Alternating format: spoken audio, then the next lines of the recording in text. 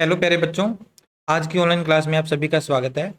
आज इस वीडियो में हम कक्षा 9वीं की गणित पाठ्य पुस्तक के अध्याय 1 संख्या पद्धति अर्थात नंबर सिस्टम से संबंधित प्रश्नावली 1.1 के प्रश्नों को सोल्व करेंगे। प्रश्नावली 1.1 के जितने भी प्रश्न हैं वो इस वीडियो के माध्यम से हम कंप्लीटली सोल्व कर लेंगे। अध्याय 1 से संबंधित बाकी के वीडियो अगर आप देखना चाहते हैं तो इस वीडियो के डिस्क्रिप्शन में आपको सारे लिंक मिल जाएंगे।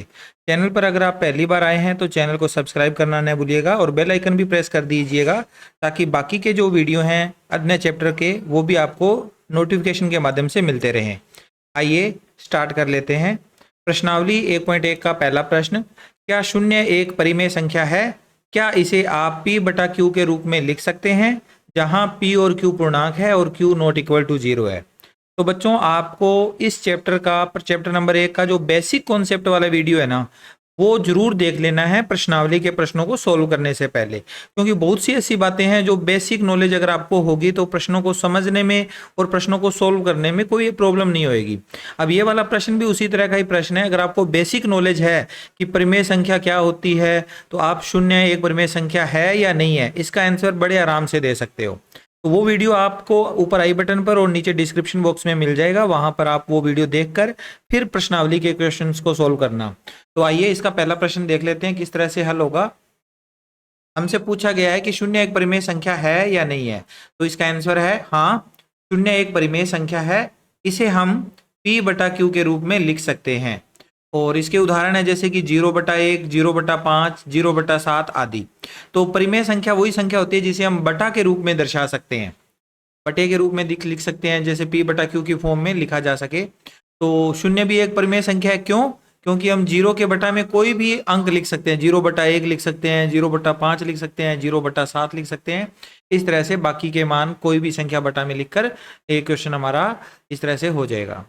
आगे दूसरा प्रश्न करते हैं। दूसरे प्रश्न में हमसे पूछा गया है 3 और 4 के बीच में 6 परिमेय संख्याएं ज्ञात कीजिए। तो बच्चों दो अलग अलग परिमेय संख्याओं के बीच में हमें n परिमेय संख्याएं अगर ज्ञात करनी हो तो हम ज्ञात कर सकते हैं। कितनी भी परिमेय संख्याएं ज्ञात की जा सकती है, क्योंकि दो परिमेय संख्याओं के बीच में अनंत परिमेय संख्याएं मौजूद होती है। तो देखिए इस सवाल का सोल्यूशन, 3 और 4 के बीच कुल परिमेय संख्याएं ज्ञात करनी है। कितनी ज्ञात करनी है? हमें n का मान मिल जाएगा। 6 परिमेय संख्या ज्ञात करनी है तो n का मान हो जाएगा 6। तो हमें n का मान निकालने के बाद में n+1 की वैल्यू निकालनी है। n+1 यानी 6 में एक और ऐड कर दो, 6+1 बराबर आ जाएगा 7। अब आप इस 7 को लेकर सवाल को आगे हल करोगे।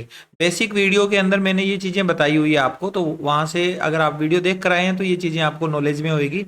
अब देखो हमें n+1 का मान 7 मिला, तो हम लिखेंगे प्रत्येक संख्या के साथ 7 का गुणा व भाग करने पर, जो भी संख्या है उसके साथ 7 का गुणा और भाग कर देना है। जैसे एक 3 एक संख्या है तो 3 को हम पहले तो लिखेंगे 3/1, बटा में कोई नंबर नहीं है तो हम बटा में 1 लिख देंगे, 3/1। अब ऊपर गुणा कर दिया 7 का और नीचे भी गुणा कर दिया, यानी 3 का ऊपर नीचे अंश और हर के साथ गुणा हो गया। इसको हम ऐसा भी कह सकते हैं कि 7 का गुणा भी हो गया, 7 का भाग भी हो गया, या ऐसे भी बोल सकते हैं कि अंश और हर दोनों के साथ 7 का गुणा हो गया। ठीक है, तो हमारा आंसर आएगा 7 × 21, 7 × 7, 21/7 आ गया। ये अभी हमने 3 के लिए किया है और हमारे पास दूसरी संख्या 4 है, 4 के लिए भी सेम प्रोसेस करना है। 4/1 लिखा 4 को और ऊपर भी 7 का गुणा, नीचे भी 7 का गुणा, तो ये आ जाएगा हमारे पास 28/7।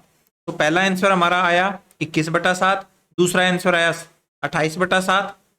इन दोनों के बीच हमें अभिष्ट संख्याएं मिल जाएगी। अतः अभिष्ट संख्याएं कौन सी होगी? 21 और 28 के बीच में 6 संख्याएं मिल जाएगी। एक तो आ जाएगी 22/7, फिर 23/7, 24/7, 25/7, 26/7 और 27/7। तो ये इसका हो गया आंसर। आई होप आपको ये प्रश्न अच्छे से समझ में आया है। आगे चलते हैं, दूसरा प्रश्न कर लेते हैं जिसमें पूछा गया है 3/5, दूसरा नहीं है, अपना तीसरा प्रश्न है। तीसरा प्रश्न 3/5 और 4/5 के बीच 5 परिमेय संख्या बतानी है। तो ये क्वेश्चन मैंने आपके सामने पूरा हल करके बता दिया। देखो 3/5 और 4/5 के बीच कुल परिमेय संख्याएं ज्ञात करनी है, यानी n का मान 5 होगा। तो n+1 का मान हो जाएगा 5+1 यानी 6। तो प्रत्येक संख्या के साथ 6 का गुणा व भाग करना है। तो 3/5 था, उसका ऊपर 6 का गुणा, नीचे भी 6 का गुणा हो गया, तो ये बन गया 18/30। और 4/5 ऊपर नीचे 6 का गुणा करेंगे तो 4 छिके 24, 5 छिके 30, 24/30। ओके, 18/30 और 24/30, इन दोनों के बीच में हमें अभिष्ट संख्याएं मिल जाएगी। अभिष्ट संख्या हो जाएगी 19/30, 20/30, 21/30, 22/30 और 23/30। तो ये 5 परिमेय संख्याएं हमें 3/5 और 4/5 के बीच में मिल गई। इसके बाद प्रश्न नंबर 4 देखिए, नीचे दिए गए कथन सत्य है या असत्य, कारण के साथ अपने उत्तर दीजिए। यहाँ 3 प्रश्न दिए हुए हैं और प्रत्येक प्रश्न में हमें सत्य या असत्य कथन की पहचान करते हुए उसका कारण भी बताना है। तो इसमें पहला प्रश्न है, प्रत्येक प्राकृत संख्या एक पूर्ण संख्या होती है। प्रत्येक प्राकृत संख्या एक पूर्ण संख्या होती है, क्या ये सत्य है? तो देखिए इसका आंसर है, दिया गया कथन सत्य है क्योंकि सभी प्राकृत संख्याएं पूर्ण संख्याओं के समुच्चय में विद्यमान होती है। तो इसको भी मैंने बेसिक कॉन्सेप्ट वीडियो में आपको बताया था, सत्य असत्य कथन वाले क्वेश्चन को किस तरह से करना होता है। संख्याएं का जो क्रम होता है, सबसे पहले प्राकृत संख्याएं, फिर पूर्ण संख्याएं, फिर उसके बाद पूर्णांक संख्याएं, फिर परिमेय संख्याएं, परिमेय संख्याओं के साथ ही अपरिमेय संख्याएं और बाद में सबसे लास्ट में वास्तविक संख्याएं। ये चीज आपको ध्यान रखनी है और इन्हीं के हिसाब से फिर हमें आगे क्या करना होता है, सत्य असत्य कथन की पहचान करनी होती है। कथन अगर ऊपर से नीचे की ओर संख्या जा रही है तब तो कथन सत्य होगा। अगर उल्टा होता है इसका, यानी नीचे से ऊपर की ओर कथन लिखा गया है, तो वह कथन असत्य होगा। तो प्राकृत पहले आती है, पूर्ण बाद में आती है, यानी ऊपर से नीचे की ओर ये कथन है तो ये सत्य कथन है। ठीक है, फिर आगे इसके बाद दूसरा है, प्रत्येक पूर्णांक एक पूर्ण संख्या होती है। प्रत्येक पूर्णांक एक पूर्ण संख्या होती है।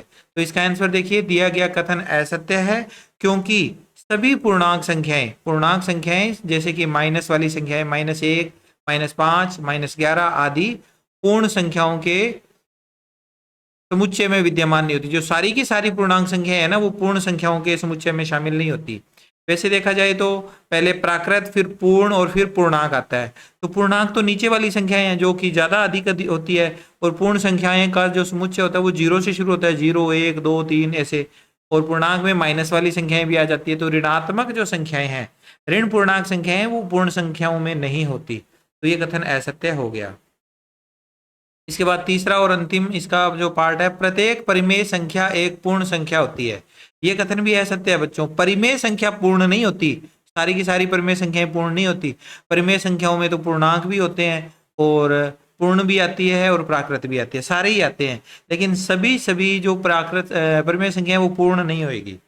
तो इसका उत्तर है, दिया गया कथन असत्य है क्योंकि सभी परिमेय संख्याएं जैसे कि -1, -5, -1/4, 3/8 आदि ये जो संख्याएं हैं ना, ये पूर्ण संख्याओं के समुच्चय में विद्यमान नहीं होती है। तो सभी प्रत्येक परिमेय संख्या एक पूर्ण संख्या होती है, ये कथन असत्य हो गया। इसके साथ ही प्रश्नावली 1.1 हमारी कंप्लीट होती है। मिलते हैं अगले वीडियो में प्रश्नावली 1.2 के साथ। Take care, bye bye.